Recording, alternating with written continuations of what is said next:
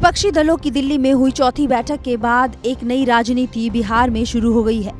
BJP का दावा है कि सीएम नीतीश कुमार अब बड़े फैसले ले सकते हैं। मंगलवार को बिहार के पूर्व डिप्टी सीएम और राज्यसभा सांसद सुशील कुमार मोदी ने बयान जारी करते हुए जेडीयू के राष्ट्रीय अध्यक्ष ललन सिंह को लेकर कहा कि लालू से करीब होने के चलते नीतीश कुमार उन्हें हटा सकते हैं। सुशील कुमार मोदी ने कहा कि इंडी गठबंधन की चौथी बैठक के बाद नीतीश कुमार के लिए राष्ट्र राजनीति के सारे द्वार बंद हो गए हैं।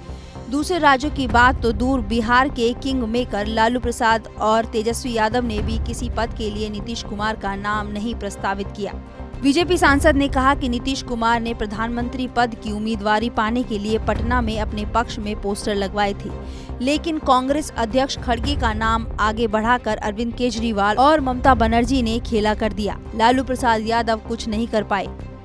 देखिए, पहली घटना नहीं है, इसके पहले भी बालू माफिया, शराब माफिया ये लगातार पुलिस पर हमला करते रहे और उनकी हत्या हो गई या घायल हो गए बुरी तरह से।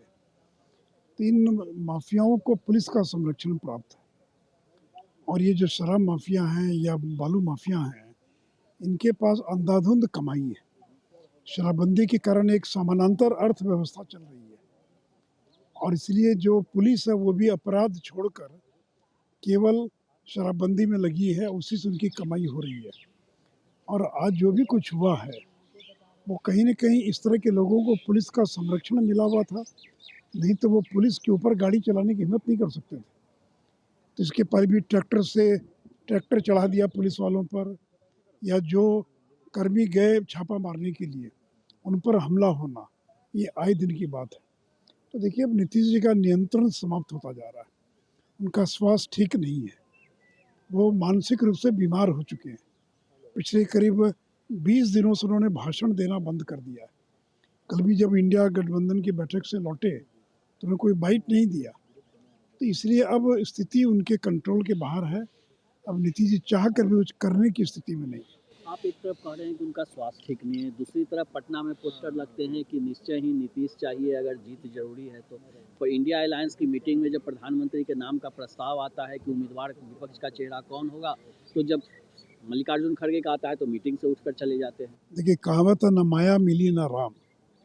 और एक और कहावत है, गए थे हरि भजन को ओटन लगे का पास। तो गए थे मीटिंग के अंदर कि उनको संयोजक बनाया जाएगा।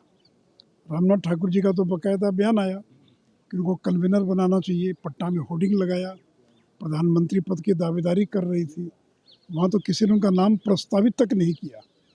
अरविंद केजरीवाल और ममता बनर्जी ने अगर नाम भी प्रस्तावित किया तो खड़गे साहब का कर दिया।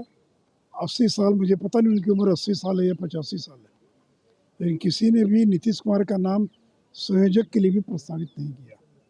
तो देखिए, दुनिया में पूजा होती है ताकत की। जिसके पास 44 विधायक हैं, उनके नाम को कोई क्यों प्रस्तावित करेगा? तो ये नीतीश जी गलतफहमी में है। बीजेपी छोड़कर इसीलिए गए थे कि प्रधानमंत्री बन जाएंगे, लेकिन प्रधानमंत्री बनना तो दूर की बात, संयोजक का जो पद है वो भी उनको नहीं मिल पाया।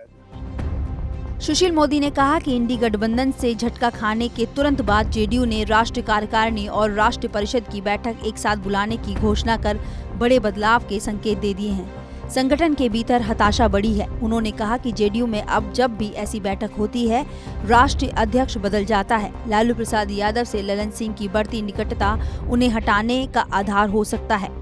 सुशील कुमार मोदी ने कहा कि राहुल गांधी की जगह मल्लिकार्जुन खड़गे का नाम प्रस्तावित करने से स्पष्ट है कि पद की दावेदारी के जरिए गठबंधन में वर्चस्व की लड़ाई तेज हो गई है। खड़गे जी को नाम हमने किया है कि हर लोग पूछता है एक फेस तो चाहिए, तुम्हारा फेस कौन है, तो इसी के लिए हम एक प्रपोजल दिया था कि खड़गे जी को होना चाहिए। खड़गे जी अगर फेस होगा तो ठीक है, और हमारा कोई एतराज नहीं है, और हमको सपोर्ट दिया है अरविंद केजरीवाल जी।